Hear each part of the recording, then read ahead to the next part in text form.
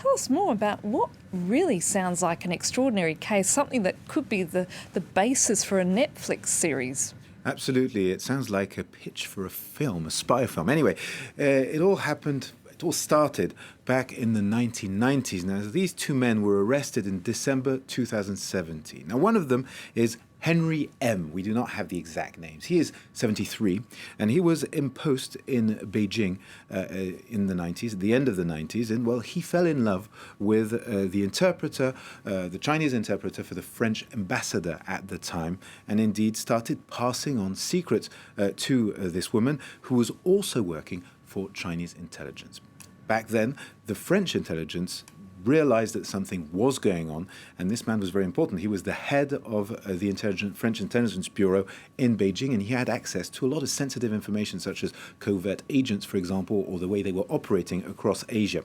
So in 2000, he was put out of the game. We don't know exactly how. Anyway, he disappeared for a few years until in 2010, this story surfaced when a book came out telling this story and the fact that indeed the French intelligence agency, the DGSE, had to pull out some of its agents in the region and basically had to reshuffle its whole system. Anyway, he appeared and indeed was living on the Hainan Island with this woman he'd fallen in love with. It was unclear how this had happened, but anyway, he was strongly denying the fact that he had defected from the French army with the help of the Chinese. So that's that part of the story. And then this story kind of disappeared until 2016, when another man got caught. I mean, the investigation started on him, and he was receiving large sums of money after trips to Asia, where he was meeting liaison agents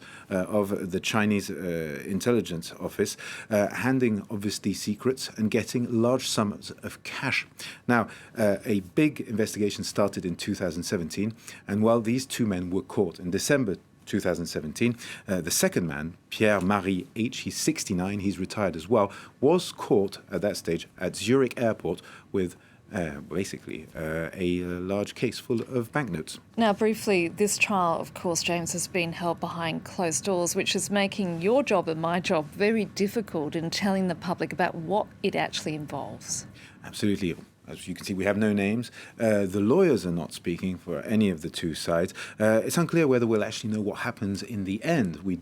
This much is pretty much public, what I've been telling you earlier on. But what the result of this trial will be, it's unclear if we'll actually know that, because indeed it is held behind closed doors with only professional judges. But of course, it is very interesting and meaningful. Why? Because it also shows the aggressive stance of Chinese intelligence against, Western powers and their intelligence services. And of course, it is problematic, or it's not an easy case for the French intelligence community. Florence Parly, who had to speak out publicly back in 2018 when this story was made public for the first time in the press, had called it a case of treason.